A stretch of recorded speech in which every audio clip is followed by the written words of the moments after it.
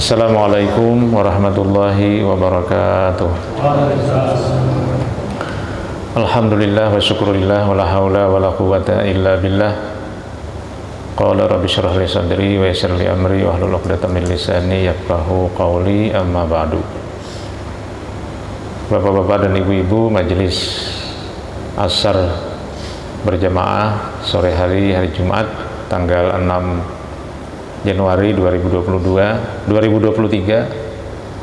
Alhamdulillah kita bisa ketemu lagi dalam silaturahim salat berjamaah, dilanjutkan dengan kuliah 7 menit ya, yang kita sebut dengan kalam, kajian keislaman mingguan.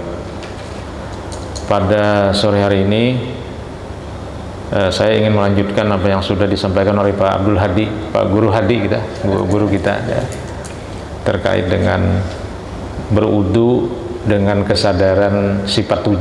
Nah, ini sebenarnya ilmu yang sangat tinggi sebenarnya ya, cuma Pak Hadi hakun melajari ya.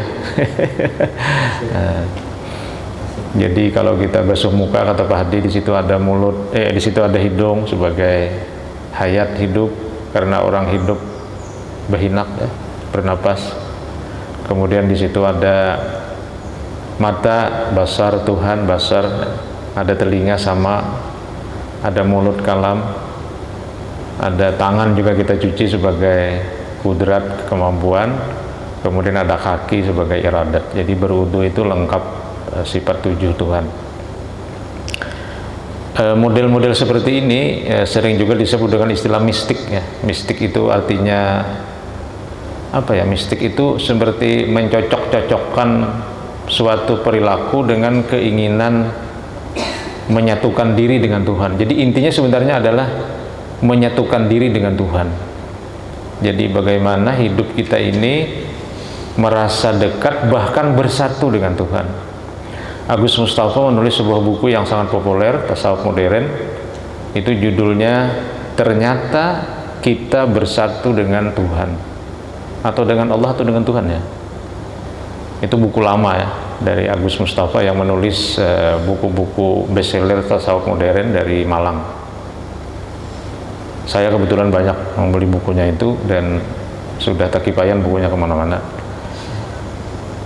Termasuk misalnya salah satu yang sangat menarik itu judulnya Mengubah Takdir. Wah, mengubah takdir, takdir bisa diubah menurut Agus Mustafa. Ada lagi judul bukunya ternyata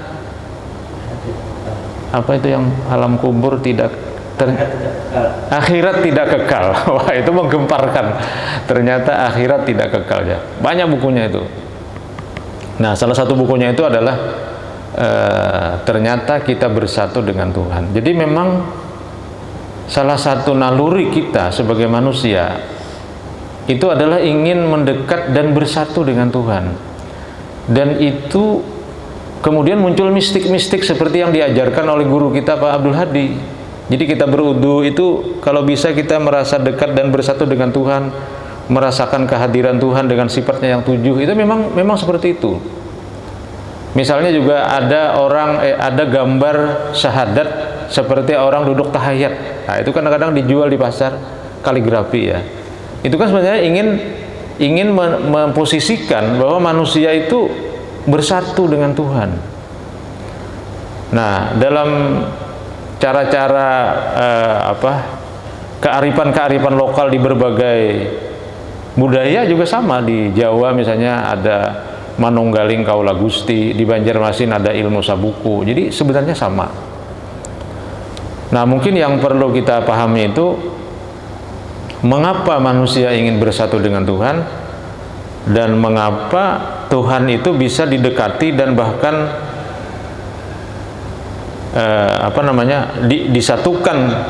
disatukan dengan diri kita. Karena nanti buah dari bersatunya dengan Tuhan itu ada 2. Pertama, kita mendapatkan bimbingan dari Tuhan. Yang kedua, itu kita merasakan aman bersama Tuhan. Jadi ada rasa aman, ada rasa terbimbing. Itu sama juga kan dengan Nabiullah Khidir kan. Nabi Khidir itu baca aja pian di surah Al-Kahfi. nanti di ujungnya itu ada kalimat wa ma fa'altuhu an amri zalika ta'wilu ma lam tastati' alaihi sabra. Jadi kata beliau wa ma fa'altuhu an amri, apa yang kulakukan itu bukan kehendakku. Nah, ini kan gambaran orang bersatu dengan Tuhan. Jadi semuanya itu Tuhan yang menggerakkan sehingga dia terbimbing dan dia aman. Jadi itu merupakan fitrah kemanusiaan.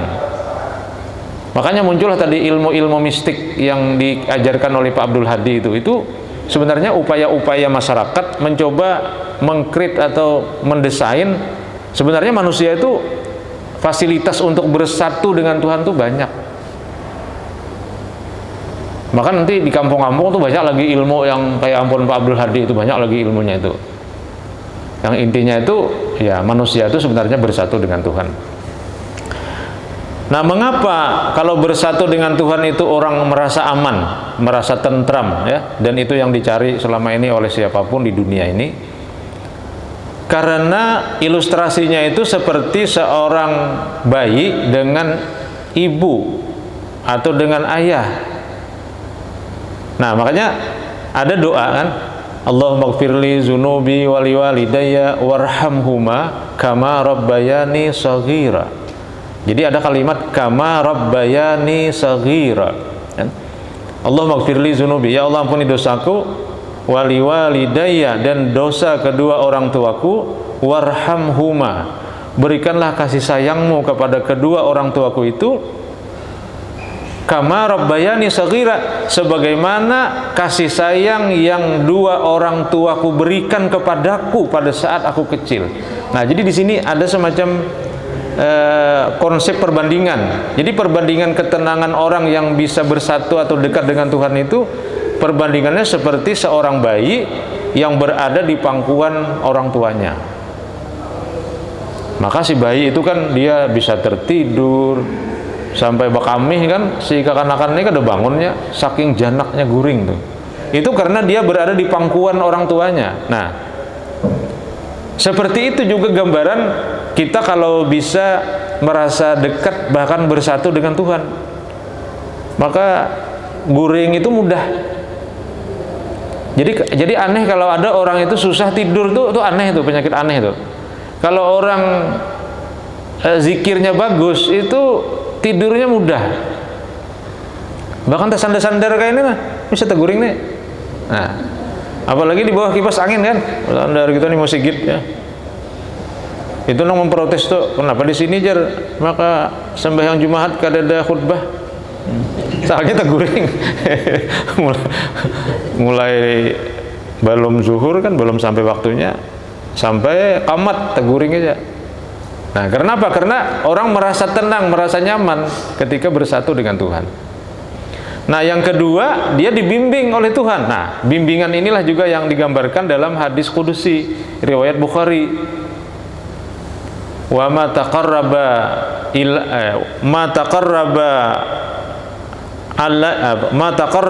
abdi ilayya bima faradtu alaih, kan? Senantiasa seorang hambaku itu mendekatkan diriku dengan melaksanakan keparduan. Tapi wala yazalu yataqarrabu ilayya binawafil, kedekatan itu semakin kuat kalau dia melaksanakan nawafil. Jadi kalau yang fardu tadi itu sudah dekat, tapi kedekatan itu akan meningkat binawafil dengan ibadah-ibadah yang dianjurkan di luar dari yang fardu. Salat ada fardunya, tapi ada juga nawafilnya kan. Puasa ada fardunya Ramadan atau puasa nazar, tapi ada juga nawafilnya. Senin Kamis kah puasa hari putih ya. Zakat juga ada fardunya, yaitu zakat yang mencapai hartanya senisab dan sehaul. Tapi ada juga sedekah, infak dan sebagainya, itu nawafil. Nawafil haji juga dan umrah. Haji yang pertama fardu, yang pertama umrah fardu, yang kedua berikutnya nawafil. Hatta uhibbahu, kata Allah, sampai nanti orang yang melaksanakan nawafil itu kedekatannya semakin kuat kepada Allah sampai aku mencintainya. Fa iza ahbabtuhu, kalau aku sudah mencintai seorang hamba, kuntu sam'ahu alladzi yasma'u bihi, Aku akan menjadi telinganya yang dengan telinga itu dia mendengar. Wa basarahu allazi yabsuru bihi, dia Allah itu akan menjadi matanya yang dengan mata itu dia melihat. Wa yadahu allazi yabtisu biha, dan dia akan menjadi tangannya yang dengan tangan itu dia bekerja.